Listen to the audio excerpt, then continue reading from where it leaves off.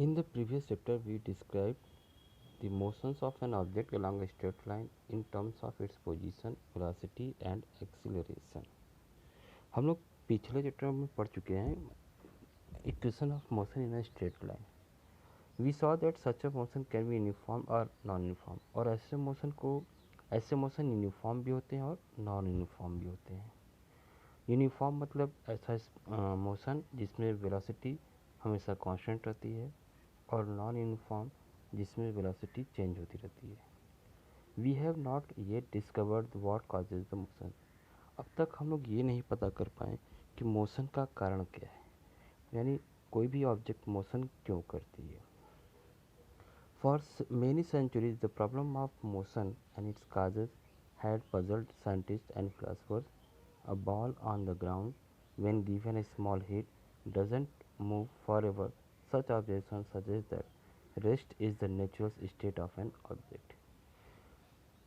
शताब्दियों से इस प्रॉब्लम का कोई सॉल्यूशन अभी तक नहीं मिल पाया. एक पजल बना रहा वैज्ञानिकों के लिए, साइंटिस्ट के लिए, कि जब कोई किसी भी बॉल को हिट किया जाता है तो वो कुछ देर चल करके रुक जाता है.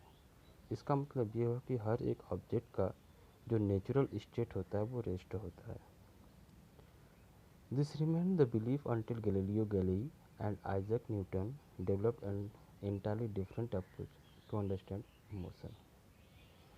इसे समझाने के लिए गैलीलियो गैलीली और आइजैक न्यूटन ने एक अप्रोच को डेवलप किया. In our everyday life we observe that some effort is required to put a stationary object into motion or to stop a moving object. हम अपने दैनिक जीवन में देखते हैं कि किसी भी ऑब्जेक्ट को मोशन में लाने के लिए या रोकने के लिए हमें कुछ एफर्ट अप्लाई करना होता है, एक्सटर्नल फोर्स अप्लाई करना होता है. We ordinarily experience this as a muscular effort and say that we must push or hit or pull on an object to change its state of motion. हमने ये experience किया है कि उसे रोकने के लिए हम अपने मस्कुलर फोर्स का अप्लाई करते हैं उस पर. और ये जो फोर्स होता है वो पुश और पुल पर डिपेंड करता है. That is the concept of force is based on this push, hit और pull. Let us now ponder about a force. What is it. देखिए, अब हम लोग एग्जाम्पल से समझते हैं कि फोर्स क्या होता है. However we always see or feel the effect of a force. It can only be explain by the describing what happens when a force is applied to an object. वैसे हम लोग हमेशा इसका अनुभव तो किए हैं, मगर एक्चुअल में जब किसी ऑब्जेक्ट पे फोर्स अप्लाई की जाती है तो वो कैसा होता है. Pushing, hitting and pulling of objects are all ways of bringing objects in motion. They move because we make a force act on them. That is, इसका मतलब ये है कि जब भी हम किसी ऑब्जेक्ट को पुश करते हैं, हिट करते हैं या पुल करते हैं तो ऑब्जेक्ट के मोशन में चेंज आती है. ठीक. From your studies in earlier classes, you are also familiar with the fact that a force can be used to change the magnitude of velocity of an object, that is, to make the object move faster or slower, or to change its direction of motion. We also know that a force can change the shape and size of object. ठीक है. जिस तरीके से किसी object पर force apply करने पर उस ऑब्जेक्ट के मोशन में या फिर उसके पोजीशन में चेंजिंग होती है, ठीक उसी तरह किसी ऑब्जेक्ट पर फोर्स अप्लाई करने पर हम उसके ऑब्जेक्ट के शेप और साइज में भी चेंजिंग कर सकते हैं. जैसे कोई बलून है, यदि बलून को हम दोनों हाथ से दबाएं तो उसके शेप में चेंजिंग आ जाती है. यदि कोई स्प्रिंग है, यदि स्प्रिंग को हम दोनों हाथ से स्ट्रेच करें, खींचें, तो उसके शेप में और साइज में चेंजिंग आ जाती है. ठीक है. तो जो फोर्स का डेफिनीशन होता है, अब तक जो हम लोग पढ़ते आए हैं, एक सिंपल डेफिनीशन कि force is a pull or push of any object. But in this class 9 we study the force, we study the general definition of force. And the general definition of force is that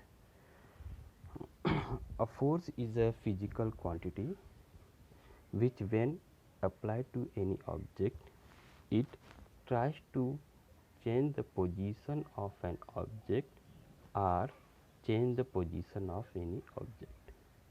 I repeat it. Force is a physical quantity. When it applied to any object, it change the position of any object or try to change the position of any object. Okay. In the definition, you listen that force is a physical quantity, जो मतलब force एक तरह का physical quantity होता है जो किसी object के position में change करता है या change करने का try करता है. जैसे यदि हम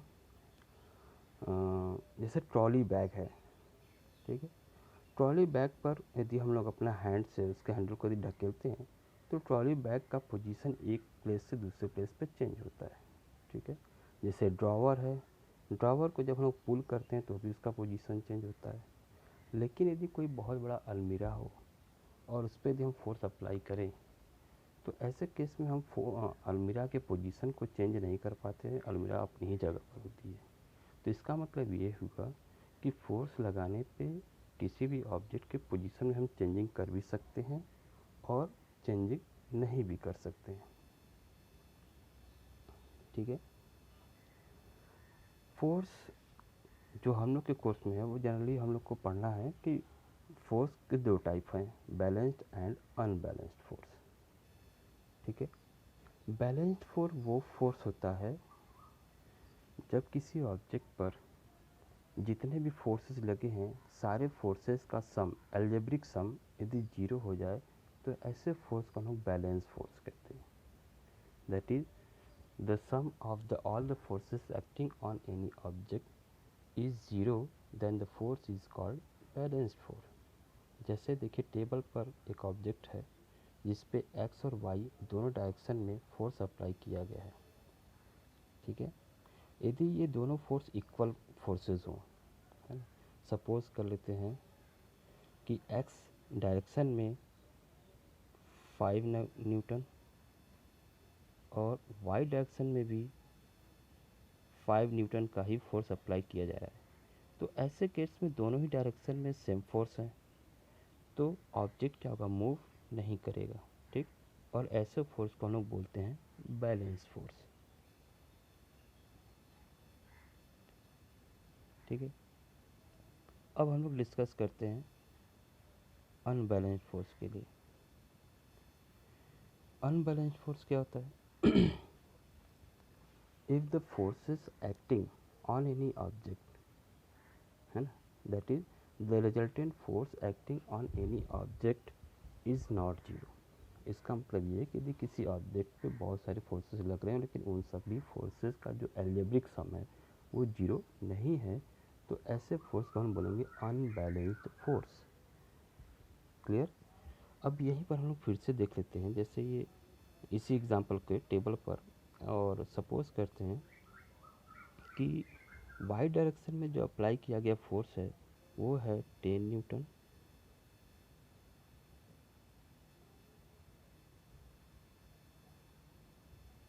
और एक्स डायरेक्शन में 7 न्यूटन है. ठीक है.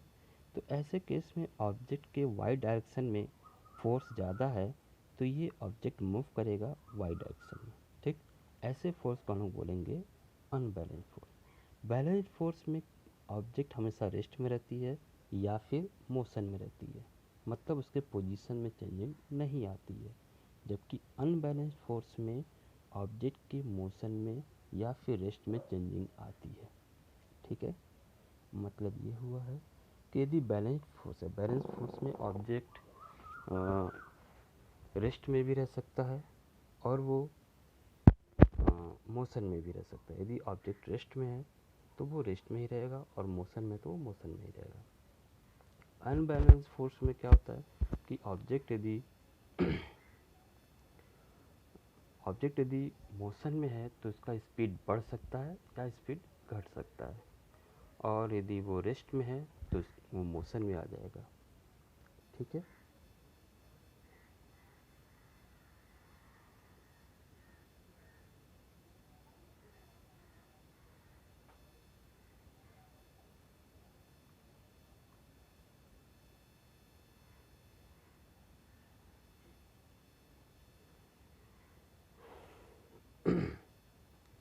आपके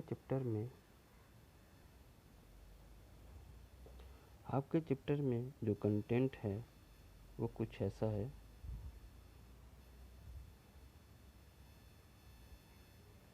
मतलब हम लोग को मेनली 5 कंटेंट पढ़ने हैं। Force and its types, laws of motion, inertia and its types, momentum, conservation of momentum. ठीक है, फोर्स एंड इट्स टाइप्स में हम लोग डिस्कस कर चुके हैं। अब आगे आता है लॉज ऑफ मोशन। ठीक है,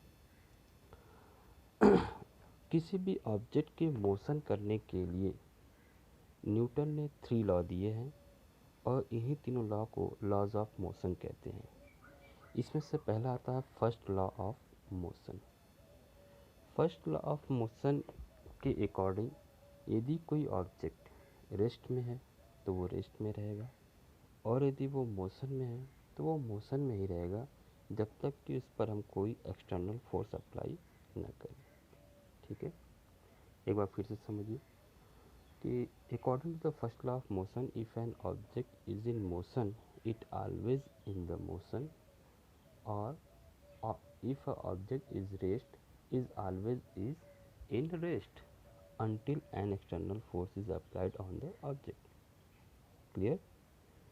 ठीक है, मतलब ये हुआ कि जब भी कोई ऑब्जेक्ट यदि मोशन में है तो वो मोशन में ही रहेगा, और वो रेस्ट में है तो रेस्ट में ही रहेगा जब तक कि उस पर हम कोई एक्सटर्नल फोर्स अप्लाई ना करें। ठीक है,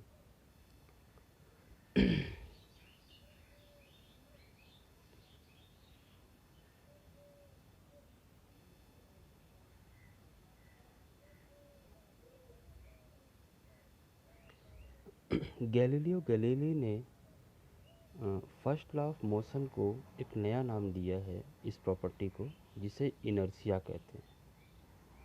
इनर्शिया हर एक ऑब्जेक्ट की एक वर्च्यू होती है जो ऑब्जेक्ट के अंदर ही होती है, मतलब ऑब्जेक्ट की प्रॉपर्टी होती है। मतलब ये है कि यदि कोई ऑब्जेक्ट रेस्ट में है तो वो रेस्ट में रहेगी, और यदि वो मोशन में तो मोशन में रहेगी। इसका मतलब ये हुआ कि वो जिस भी पोजीशन में है, रेस्ट में है या मोशन में है, वो अपने पोजीशन में जो चेंजिंग आ रही है उसका वो अपोज करती है, और इस अपोजिंग प्रॉपर्टी को ही इनर्शिया कहते हैं।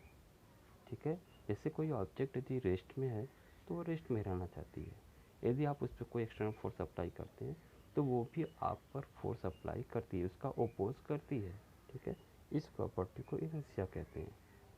और सिमिलरली यदि कोई ऑब्जेक्ट मोशन में है तो यदि आप उस पर फोर्स अप्लाई करते हैं तो वो मोशन में ही रहना चाहती है, वो रेस्ट में नहीं आना चाहती है, मतलब उसका वो अपोज करती है। इसीलिए तो हम लोग जैसे साइकिल चलाते हैं तो ब्रेक लगाते हैं। ठीक है, तो ब्रेक लगा रहे हैं तो क्या करें, उसके मोशन पे फोर्स अप्लाई करें जो उसके मोशन क्या कर रहा है, अपोज कर रहा है। ठीक, तो ये क्या है, इनर्शिया है। ठीक, इनर्शिया 3 टाइप्स के होते हैं, inertia of rest, inertia of motion and inertia of direction. ठीक है, जनरली आपके कोर्स में 2 ही पढ़ने हैं, inertia of rest and inertia of motion, but we will discuss about the inertia of direction also. Inertia of rest, inertia of rest का meaning ये होता है कि यदि कोई ऑब्जेक्ट रेस्ट में है तो यदि इस पर हम कोई फोर्स अप्लाई करते हैं तो उस फोर्स का वो क्या करता है, ओपोजिशन करता है, ओपोज करता है। इस प्रॉपर्टी को बोलते हैं इनर्शिया ऑफ रेस्ट।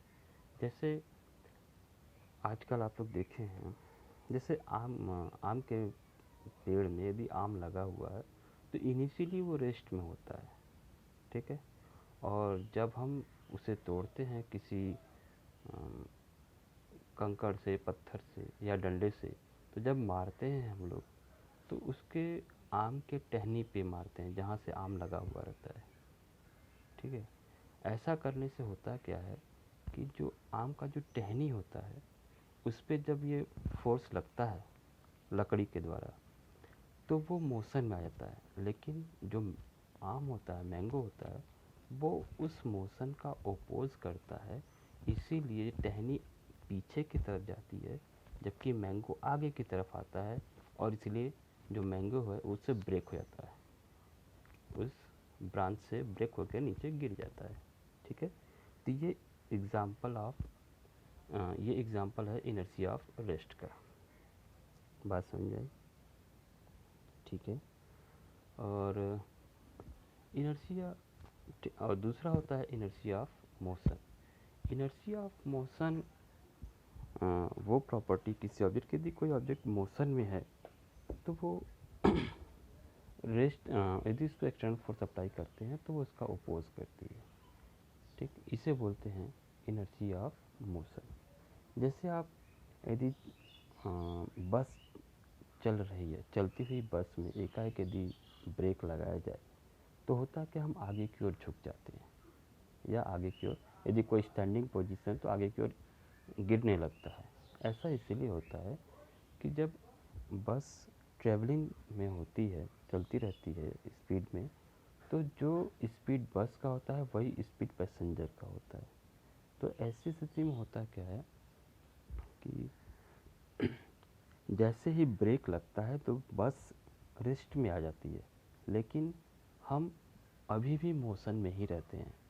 और इस रेस्ट का, जो ब्रेक लगाया गया उसका हम क्या करते हैं, अपोज करते हैं, विरोध करते हैं, जिसके वजह से जो गाड़ी पे ब्रेक लगा करके गाड़ी तो रुक जाती है, लेकिन अभी भी हम मोशन में होते हैं, इसीलिए आगे की तरफ झुक जाते हैं। तो ये है एग्जाम्पल ऑफ मोशन का। ठीक है। And the inertia of direction we will discuss it about in the next class or next video. Okay. Dear student, आपको जो भी क्वेरी करनी है, जो भी कुछ पूछना है, आप उसे ऑडियो मैसेज में भेजिए, उसको हम तुरंत उसका आंसर आपको देंगे। ठीक है, रखते हैं।